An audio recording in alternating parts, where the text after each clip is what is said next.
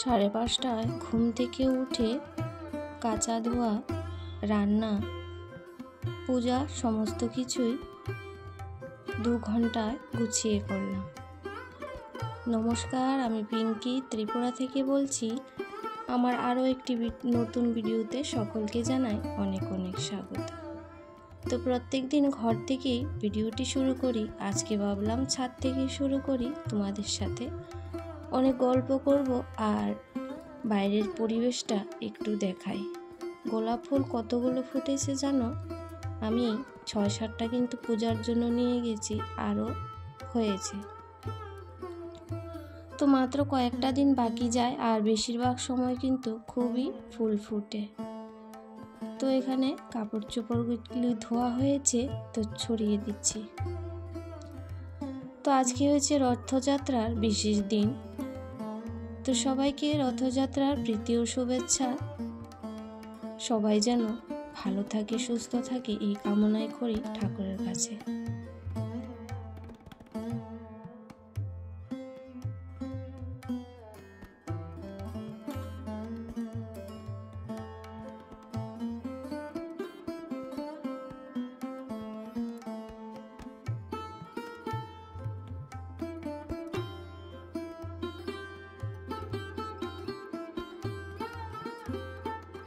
তো আকাশটা দেখতে পেয়েছো কিরকম মেঘাচ্ছন্ন।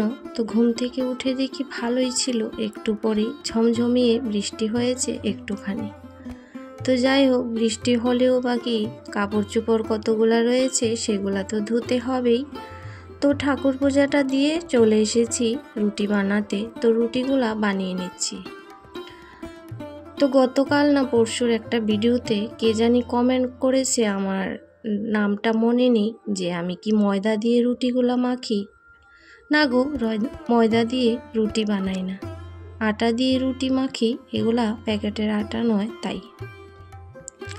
আর আশীর্বাদ আটা না, আগে আমরা খুব খেতাম, ওইটাই খেতাম। এখন ইদানিং 2-3 বছর হয়েছে আটাটা জানি একদম মিহি হয়ে গেছে, কিরকম রুটিগুলো ভালো লাগে না, তাই কিন্তু খাই না। আমার বড় ছেলেও না, আর আমার শাশুড়ি মাও খেতে চায় না, আর আমারও ভালো লাগে না। কিন্তু আমরা আগে আশীর্বাদ আটাটাই খেতাম। তো যাই হোক, রুটিগুলা কিন্তু আমি গরম জল দিয়ে মাখি, সেই জন্য একদম সফট হয় আর নরম, সন্ধ্যা পর্যন্ত একদম তুলতুলে থাকে।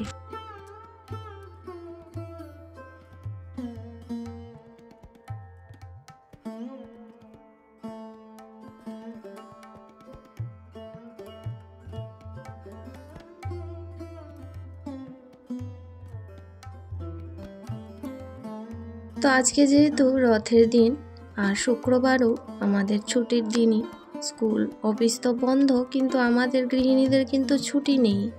তো সমস্ত কাজ তো করতেই হবে। তো কিছু রান্না হয়েছিল, তো ওদেরকে ভাত দিয়েছি, ওরা ভাত খাবে, আর আমরা বাকি সবাই রুটি খেয়েছি চা দিয়ে।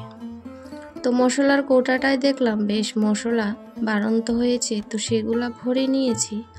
তো লঙ্কার এভাবে বোটা ফেলিয়ে আমি রেখে দিই, কৌটাটাও খালি হয়েছিল বলে ওইটার মধ্যেও রেখে দিলাম। আর ওইদিকে দেখতে পাচ্ছ সবজি হয়ে গেছে, নিরামিষ এখানে হয়েছে সয়াবিন আলু আর ছোলার ডাল দিয়ে টমেটো দিয়ে একটা সবজি করেছি। তো এভাবে করলে আমার 2 সোনারাই ভালোবাসে। তো যাই হোক, আরও রান্না বাকি আছে, টুকটুক করে কিছু রান্না করব না, তাও কিন্তু 3-4টা সবজি হয়েই যায়। তো ডাল তো একটা থাকবেই, ডাল ছাড়া চলেই না বাচ্চাদের। তো প্রতিদিনই আমাদের ডাল তো রান্না করতেই হয়, সবজি যতটাই থাক। আর এদিকে সবজিটা হতে হতে বাসন কটা বেশ হয়েছে, সেগুলোও মাজা ঘষা করে নিচ্ছি।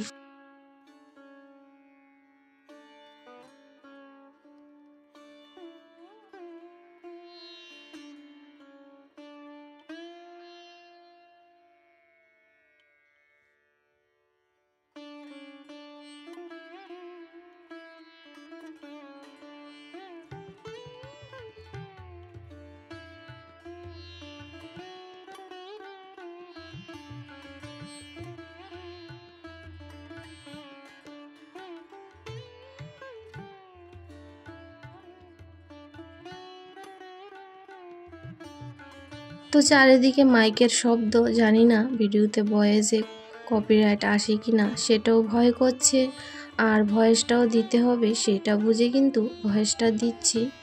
তো যাই হোক, একটা ভিডিও এত কষ্ট করে বানিয়ে যদি কপিরাইট আসে সেটার মতো দুঃখ আর কিছুই নেই।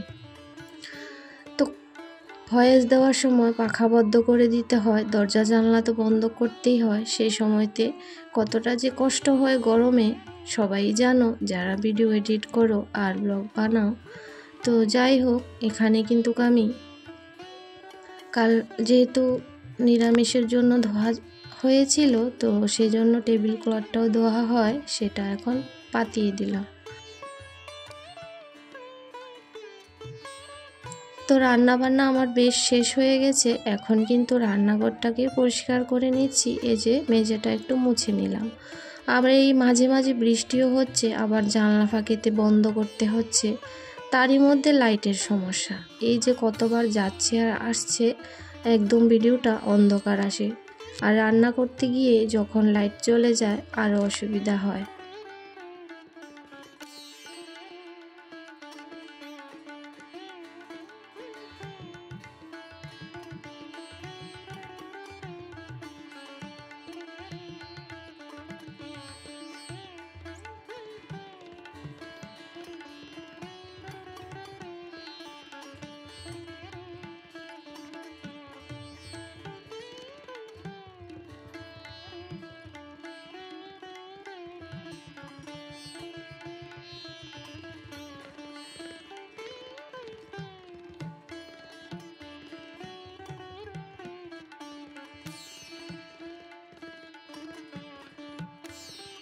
তো তার আগের ভিডিওতে যে সকল বন্ধুরা কমেন্ট করেছো সবার জন্যই অন্তর থেকে অনেক ভালোবাসা। খুব সুন্দর সুন্দর কমেন্ট করছো, সত্যি তোমাদের ভালোবাসা পেয়ে আমি মুগ্ধ হচ্ছি। তো এইভাবেই সবাই সঙ্গে থেকো।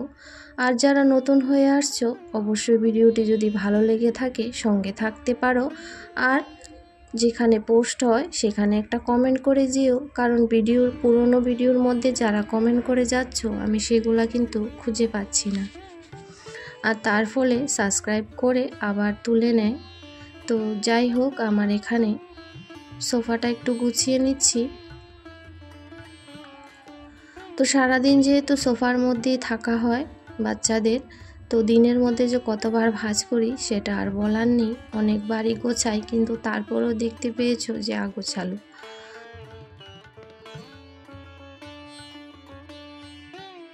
তারপরে চলে এসেছি এই যে বেডরুমে। এসে বিছানাটা সকালে তো তুলিনি, উঠে চলে গেছি অন্য কাজে।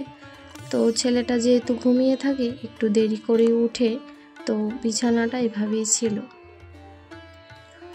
আর স্কুল বা টিউশন থেকে আসলে তো এভাবেই পড়ে থাকে ব্যাগগুলা, তো আমি জায়গায় রেখে দিই, ও তো আর কখনোই রাখে না। সকালবেলা আর বিকালবেলা বেশ ভালো করে ঘরগুলা গোছাতে হয়, কারণ বই খাতা জামা কাপড় সমস্তগুলো কিন্তু মেলে রাখে।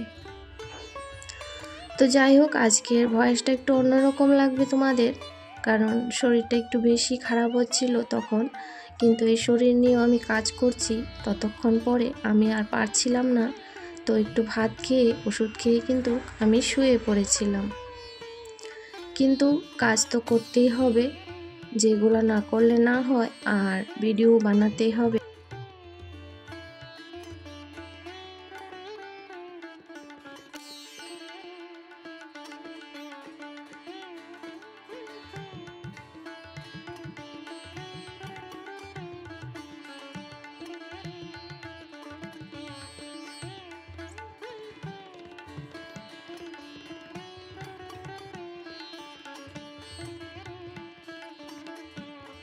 তো প্রতিদিন সেই রকম আহামরি কাজ থাকে না, রোজের কাজ যদি রোজ একটু একটু করে গুছিয়ে নেওয়া যায় তাহলে কাজের চাপটাও কিন্তু কম থাকে। তো কালকে করব পরশু করব বলে কাজ যদি রেখে দেওয়া যায় তাহলে ঘরদোর নোংরা তো অবশ্যই লাগে, আর কাজের চাপও কিন্তু বেড়ে যায়। তো এই মোছামুছি ক্লিনের কাজগুলো আমি একদিন দুদিন পর পরই করি হয়তো।